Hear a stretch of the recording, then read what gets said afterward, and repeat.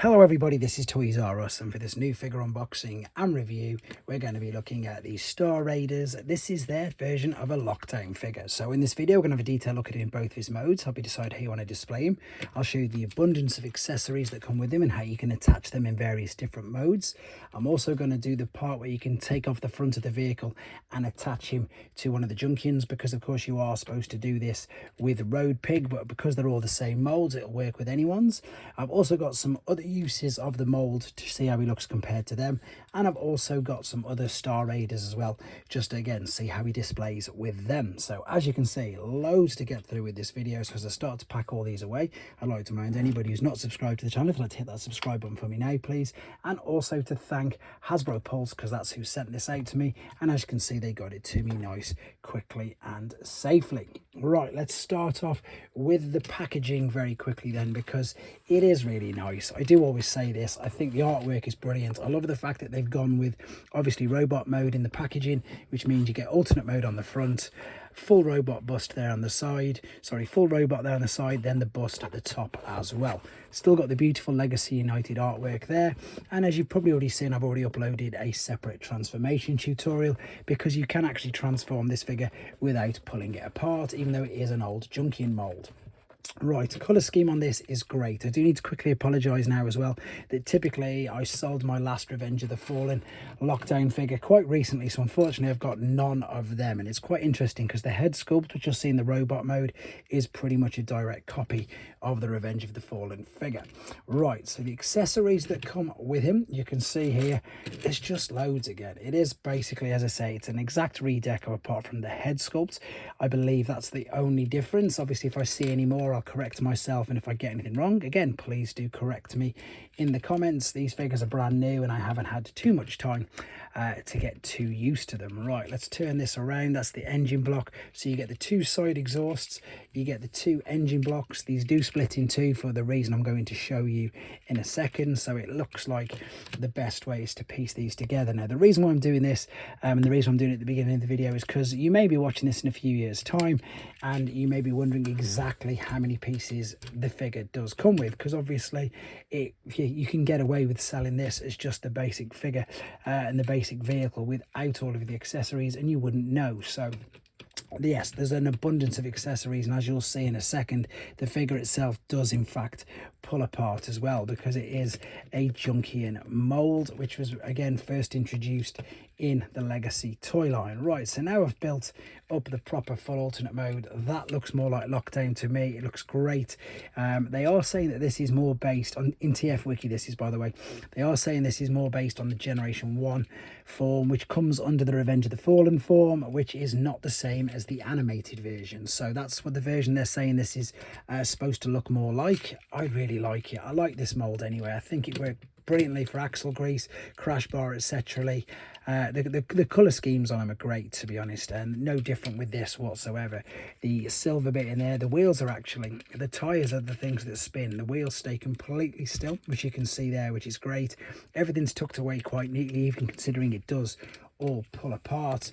And as I said, compared to some other uses of the mold already, just looks brilliant, to be fair. She looks great, he looks brilliant, and yeah, I really like these. The other good thing as well is the instructions are very informative, and what I mean by that is you can see there it's showing all the parts. You can see in all the various ways that you can attach and use them in robot mode, and then I'm about to show you now what I'm going to do there with the combining mode. I think it was referred to as Evo Fusion. It's crazy that I've forgotten that, because it wasn't that long ago, to be honest. Right, let's have a look at some size comparisons first and foremost though. So that's your classics Bumblebee mold, that's your drag strip from Legacy, that's your new Reactivate Bumblebee mold, that's your Jurassic Park, and this is your original War for Cybertron. So loads of different ones there, just to give you, I suppose, an idea of sense and scale. Funnily enough, just because I've got these two here as well, I forgot obviously the industry standard Optimus, and indeed just because that's lying around, we might as well have a look at Gigawatt as well. Right, this is the bonus, I suppose, feature that was heavily involved with all of the Junkions, to be honest. And in honesty, you are supposed to do it with Road Pig, because again, another Star Raider. But because I've got This one already in the alternate mode, it just makes more sense to do that. And again, I suppose just to prove and reiterate to you just how easy it is to do this, because of course the alternate modes are exactly the same. Again, just a redeco. So what you do is you take the front like so, you separate like so, and then you've got huge tabs either side here, and you just pop these. So it's like an advanced sort of sidecar. I actually like it. I think it probably would work a bit better with the colour scheme that you've got going on there. But to be honest, that's literally it. As I said, I've got the instructions here. It's just saying to do that. There you go. So that's the bonus extra feature that you can do there. You can also, you know, use these with any of the other figures, and you can do any sort of combinations and things that you wanted to. So for example, because these are his feet and his legs, you can fold them down like so. Let's see which other figures I've got hanging around. So I've got a Warpath here, which just happens to be here. So there's 5mm ports on the bottom of his feet, and then of course you can again completely dismantle these figures, and then you can start to add them into all the other ports as well. So I've just given an example of some I suppose stilts there. I could attach the arms on the side and everything else. These Junkion figure molds are brilliant. They are so much fun, and they do, you know, leave a lot for the imagination to do exactly that, just to have a lot of fun with. But to be honest, there isn't really much more to say about this particular mode. Let's have a look at him in his robot mode, and that's how I'm going to be displaying him. Okay, then back for the final time with him in his robot mode, and as per usual, this is definitely the way I'm going to be displaying him. I think the colour scheme in the robot mode especially just work with this particular figure. I've already said that I'm a big fan of the mould, and I think again it just, the beauty of this is, let's be honest, this is what I would class as just, I suppose, the basic figure. Okay, I'm fibbing slightly because I've got the engine blocks in there, but again, if you're watching this in a few years time and he comes with 0 accessories, that's still a pretty good figure. It still looks, you know, it still displays really, really well. But you can of course take all of these, and I'm going to show you in a second multiple ways of how we can make him look, I suppose, a little bit better. Also, again, to let you know, if you're watching this in a few years time, that these are pretty much the pieces that break off. So be aware, that's intentional, by the way. It's not damaged, that you are looking for at least the main torso, a leg right and left, and indeed a right and left arm. So this is the basic sort of figure, and again, as I say, like this, I think it works. Let's have a quick look. Now, because of that, of course, the articulation is off the charts, but the head sculpt, that's what I was on about there, based on his Revenge of the Fallen appearance, it does look really nice and menacing. It's quite a big head sculpt, to be fair. I mean, look at that, it's nice and thick, it goes all the way around. It doesn't look up and down unless you move that, but that is only for transformation purposes. The arms will come that far up before they get restricted, but they can go all the way around, and as you've already seen, they do actually pop off.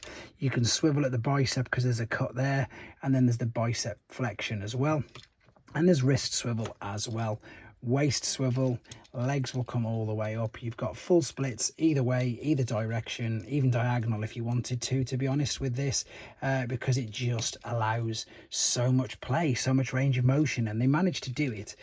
Apart from this there, that reminds me now, funnily enough, of the new Gamer Sideswipe. Maybe that's where some of the idea came from, but what I was going to say is not huge gaps, but then I would have contradicted myself hugely with that on the back. So not too many gaps at the front, shall we say.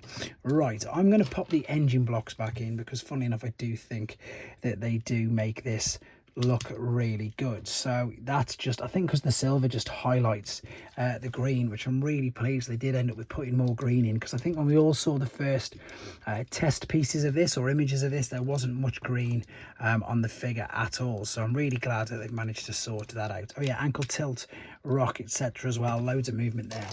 Right, so these, I think pretty much everybody tends to put them on the shoulders, myself included.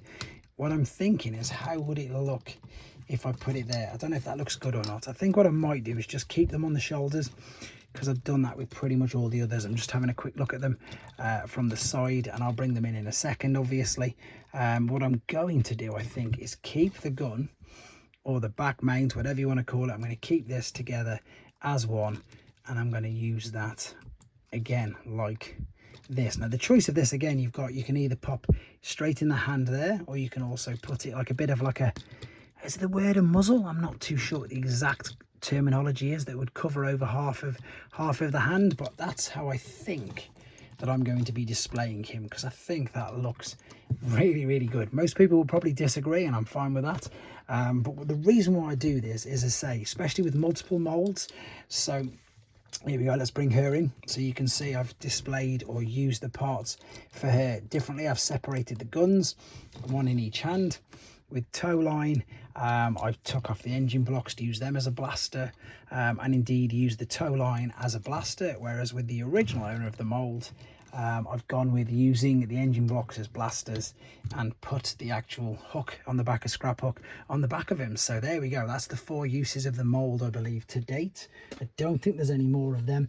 I do expect to see more, because they're great molds, they're a lot of fun, and as I say, you could probably build a huge, brilliant looking bot with all of these combined. So that's them for now. Let's bring in a few other figures again, just to, well, let's bring in some Star Raiders, shall we say, just because obviously these are Star Raider capsules. Now I've not managed to get them all out of the boxes yet, but you will see videos on them all soon. But just with regards to height wise, these are all what I would class as standard deluxe figures. So what I mean by that is exactly that. So they're not small like this one. The mini bots are also sort of quite small, but with your standard figures, I say quite small. What else have we got here knocking around? Yeah, what I mean, you know, like Hound, etc. He's quite small, but he's bigger than these. So yeah, your standard sort of deluxe size. With regards to some Voyager class figures, he's nowhere near as big as them, which is strange, because the lockdown figure again for Revenge of the Fallen was huge. Very, very tall figure. Right, we got Volvo Prime, we got G1 Prime. Where's all the other primes? I should have him here. Still got him on loan, so definitely got to bring him in. Let's bring in Industry Standard. Again, wonder how long it's going to take before he's upgraded completely to this. And then just very quickly, just because he's here as well, I'm not going to do many more, because that's giving you an idea of the size of him. So there you go, guys. I want you to let me know in the comments what you think. Hopefully some people are happy, because I know that he's quite a big character, to be honest. But maybe, are you happy with the fact that they used this particular mold, or would you like them to have a new one by itself? I think it really works. I like the color scheme, and I like the fact that it's a lot of fun because of all the things that you can in fact do with it. So there you go, this is your Star Raider. This is Lockdown, and again, I think it looks great. Let me know what you think in the comments, guys. Take care.